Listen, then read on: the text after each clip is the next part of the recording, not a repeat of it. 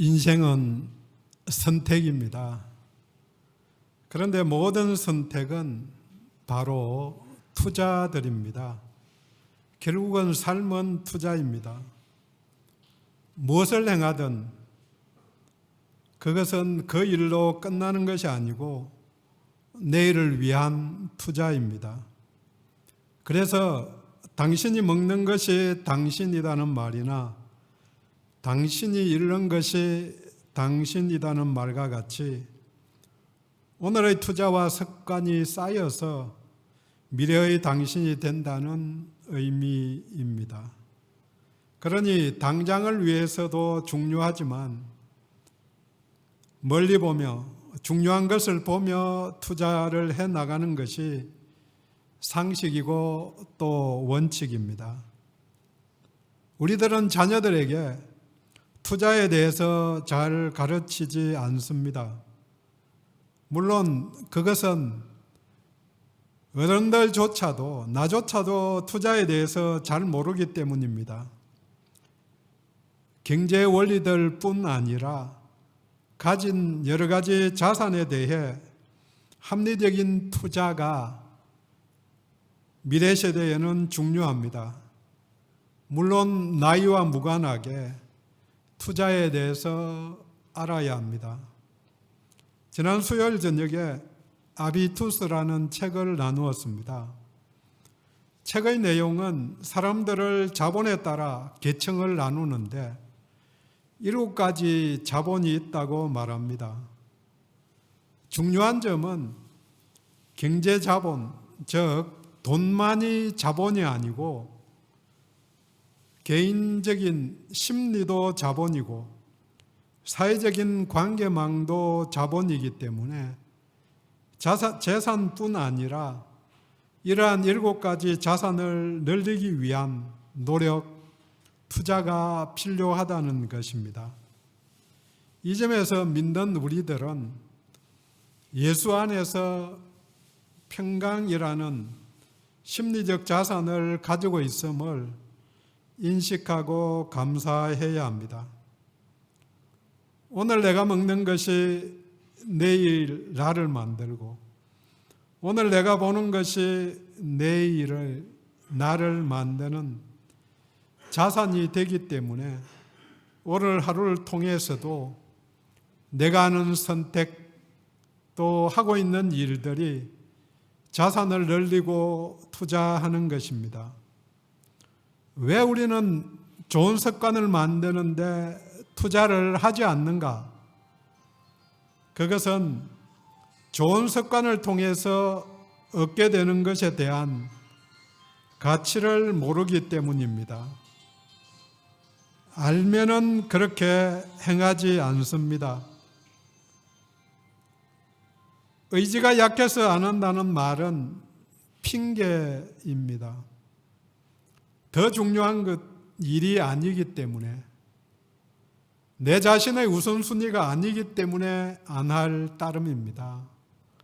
중요하다고 생각하면 생명만큼 중요하다고 생각하면 생명을 버려서라도 그 일을 다 하거든요.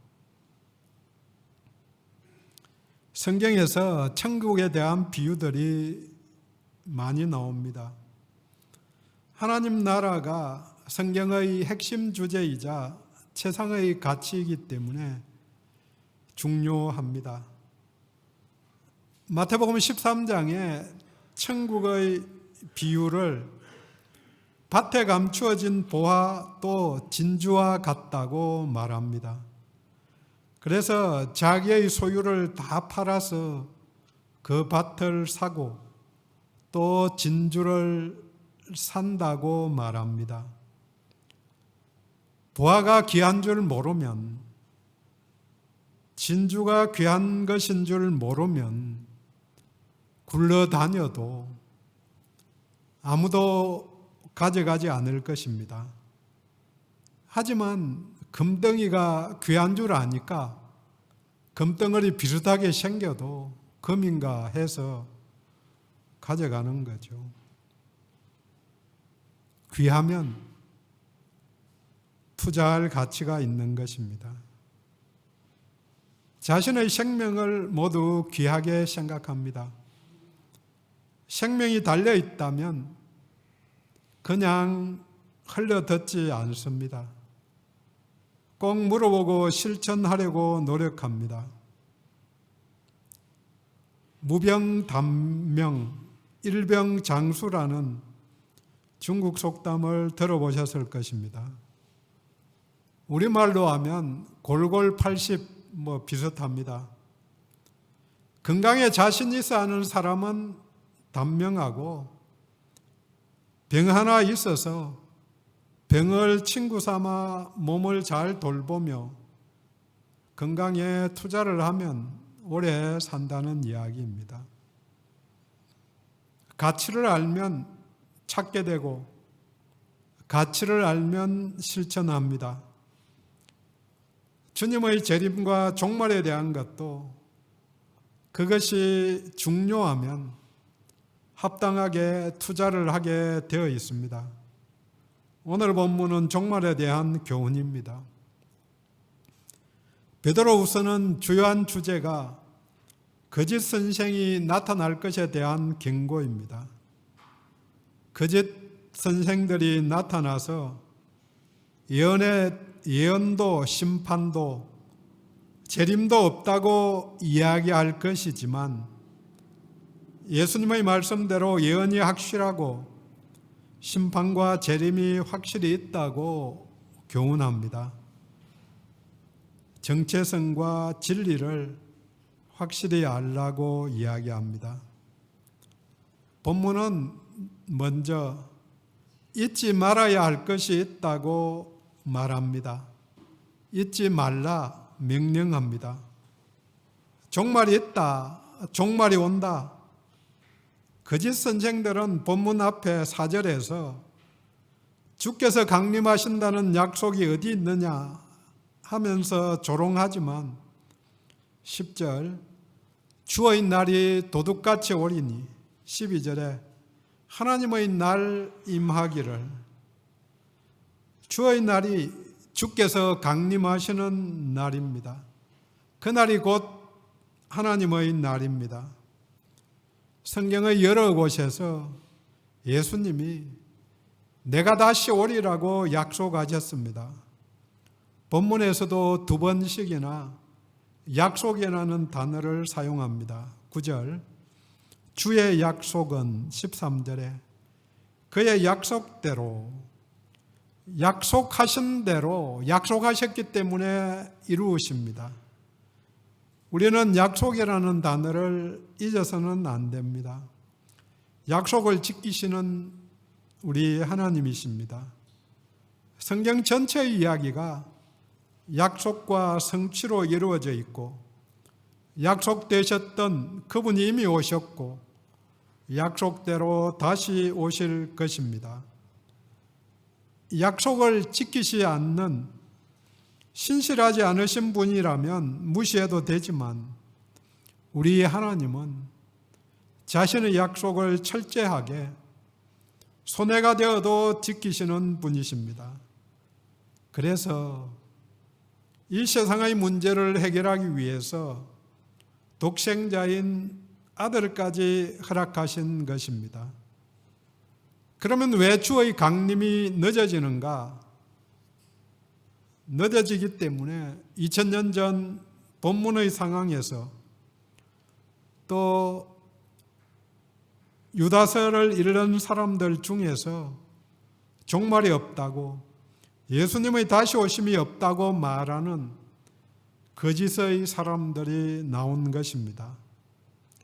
베드로는 말세에 조롱하는 자들이 거짓의 사람들이 나타날 것이라고 이야기하지만 유다서는 이미 가만히 들어온 사람들, 거짓의 사람들이 이미 들어와 있다고 말하면서 사도들의 말을 기억하라고 권면합니다.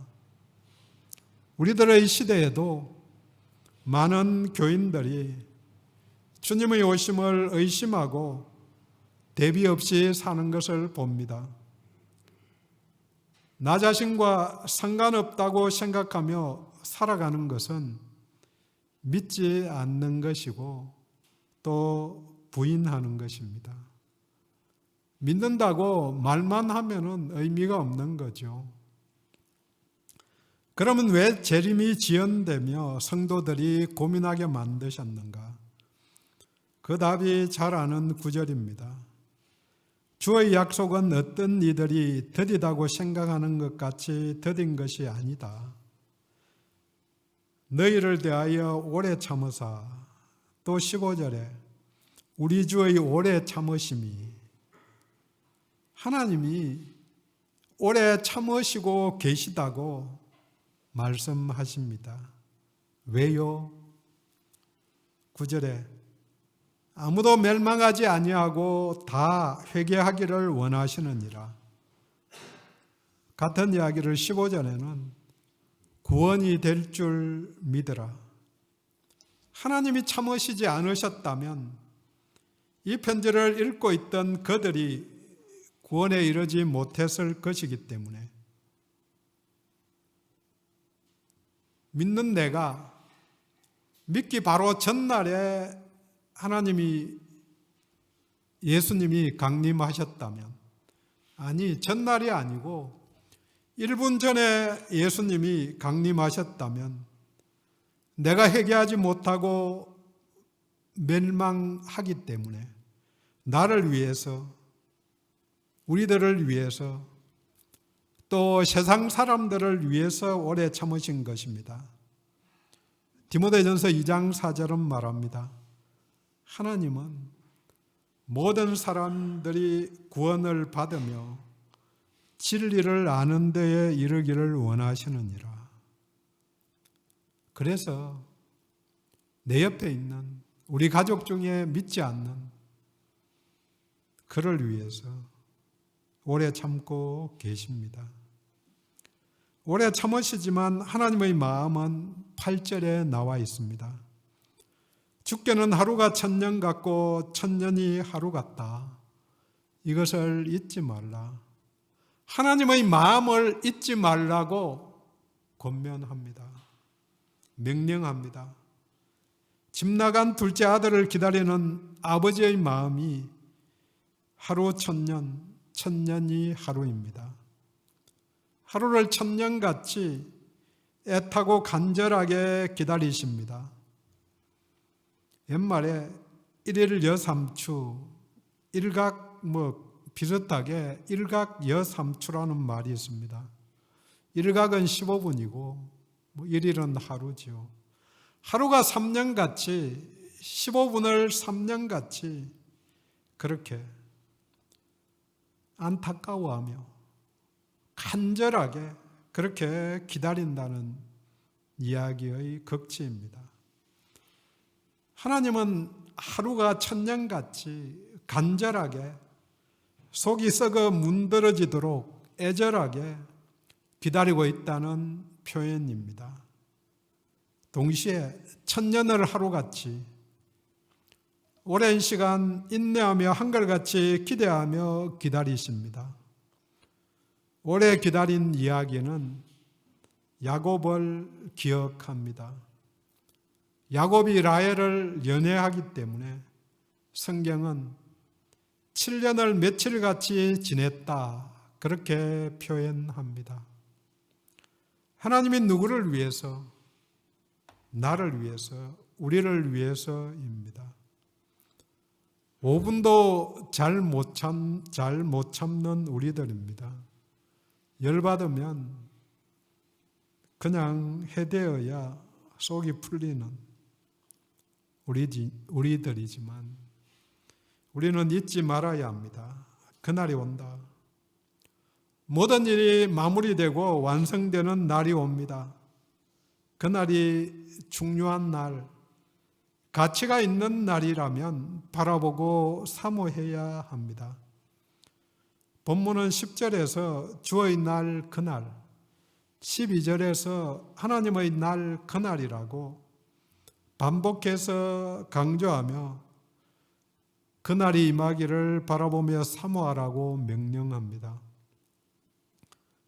그날이라고 말해도 모든 사도들이, 그 시절의 성도들이 알아듣는 특정한 날입니다. 정관사를 붙여서 특정한 날을 말합니다. 이 말은 침례 요한에게 사람들이 내가 그 선지자냐 이렇게 묻는 말과 같습니다. 이 시절의 대부분의 유대인들은 그리스도를 대망하고 있었는데 그 선지자라고 말하면 누구나 압니다. 그 사람 그렇게 이야기하면 누구나 알아듣는다는 이야기죠. 모세가 예언한 자신 같은 한 선지자가 올 것이다. 이것을 기억하고 사람들은 연결해서 그 사람, 강림, 재림을 대망하는 성도들에게는 그날 이렇게 이야기하면 재림의 그날이라고 알아듣는 거죠. 그날이 오면 현재와 완전히 다른 세상이 펼쳐진다고 본문은 말합니다. 두 가지가 달라집니다. 먼저 10절에 그날에는 하늘이 큰 소리로 떠나가고 물질이 뜨거운 불에 풀어지고, 같은 말을 12절에 반복합니다. 그날이 하늘이 불에 타서 풀어지고 물질이 뜨거운 불에 녹아지려니와, 천지개벽이 일어나고 모든 것이 불로 심판을 받아 해체되는 날입니다. 6절에는 그때의 세상은 물이 넘침으로 멸망하였으되 노아의 시대에 물로 경건치 않은 사람들이 멸망하였지만 이제는 불로 경건치 않은 사람들이 멸망하게 됩니다. 모든 것이 불에 타고 또 해체되고, 그러면 무엇이 남을 것인가? 이전 것은 아무것도 남지 않습니다. 그래서 달라진 두 번째 것은 새하늘과 새 땅이 옵니다. 우리들은 계시록 22장을 통해서, 이사야서 65장, 66장을 통해서 지금 우리가 보는 처음 하늘과 처음 땅은 다시 있지 않고 이전 것은 기억되거나 생각되지 않고 새하늘과 새 땅이 올 것이라고 차별성을 말합니다. 너무나 좋은 것을 보고 누리고 있는데 이전 것이 기억이나 나겠습니까? 다시는 찾지 않을 것입니다. 다리 밑에서 살다가 궁궐에 산다면, 죄와 악에 눌려 살다가 자유와 평강만 있다면, 또 영원히 보장된다면 이전 것은 즉시 잊을 것입니다. 삶의 터전만 바뀐 것이 아니고 13절은 약속대로 의가 있는 곳이라고 그 나라의 성격을 규정합니다. 드디어 약속된 정의의 나라, 하나님의 나라가 완성된 것입니다. 이 사실을 생각하며 또 바라보면 사모하지 않을 수 없습니다. 마틴 루터 킹 목사가 1963년 링컨 기념관 앞에서 한 17분의 유명한 연설을 잘 압니다. 나에게는 꿈이 있다. I have a dream. 그 문장 중에 이사야서 40장 4절 5절을 말합니다. 어느 날 모든 계곡이 높이 솟아오르고 모든 언덕과 산은 낮아지며 거친 곳은 팽팽해지고 굽은 곳은 곧게 펴지고 하나님의 영광이 나타나 모든 사람들이 함께 그 광경을 지켜보는 꿈입니다. 아멘. 이것이 그의 희망이었고 또 지금도 우리의 희망입니다. 그런데 마틴 루터 킹 목사가 연설을 했던 그때 비교해서 엄청나게 나아지기는 했지만 그럼에도 불구하고 이대로 가면 의가 완성될 수 없습니다. 그래서 여기서 중요한 것은 10절 말미입니다. 그 중에 있는 모든 일이 드러나리로다. 모든 일이 드러난다. 왜? 죄와 악을 완전히 없애기 위해서입니다. 이제는 죄와 악이 끝입니다. 그러기 위해서는 우선 세상의 모든 죄와 악, 또 선한 것을 포함해서 모든 것이 명명백백하게 드러나야 합니다. 어떻게 드러나는가? 악한 세상을 거꾸로 살아갈 때 오늘도 드러나게 됩니다. 세상 사람들은 배와 같이 세상의 바람이 부는 대로 돛담배와 같이 흘러갑니다. 하지만 성도들은, 믿음의 사람들은 빙하와 같이 세상의 바람이 아니고 해류에 따라 살아갑니다. 세상에서는, 하늘에서는 바람이 아무리 불어도 빙하는 밑에 있는 추위에 따라서, 무게의 중심에 따라서, 해류에 따라서 흘러가게 됩니다. 바람이 불어도 바람 부는 대로 흘러가지 않고 물속의 무게중심을 따라 흘러가는 것, 세상 바람이 어떻게 불어도 하나님의 말씀에 따라, 말씀에 의지한 그 무게중심에 따라 살아가는 것입니다. 이 드러남은 한편으로는 두려움이고 다른 면에서는 즐거움입니다. 심판과 구원이 연결되어 있기 때문입니다.